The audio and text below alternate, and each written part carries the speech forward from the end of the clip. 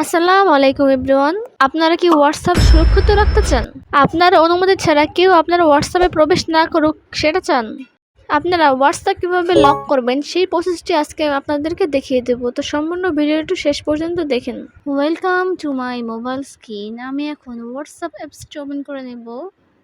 Three dot মেনুতে click করব, সেটিংসে ক্লিক করব, প্রাইভেসিতে ক্লিক করব, স্ক্রল করে নিচের দিকে চলে আসব, অ্যাপ লক এখানে ক্লিক করব।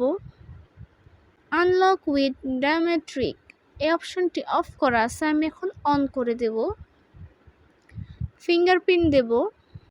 আমি হোয়াটসঅ্যাপ থেকে বের হওয়ার পরে ইমিডিয়েটলি অ্যাপসটি লক হবে নাকি আফটার 1 মিনিট লক হবে নাকি আফটার 30 মিনিট পরে লক হবে সেটা আপনার চয়েস।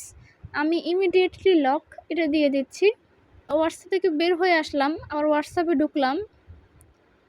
হোয়াটসঅ্যাপে ঢোকার পরেই আমাকে পাসওয়ার্ড শো করতেছে বা ফিঙ্গারপ্রিন্ট। আপনার পাসওয়ার্ড দিয়েও ঢুকতে পারেন, ফিঙ্গারপ্রিন্ট দিয়েও ঢুকতে পারেন।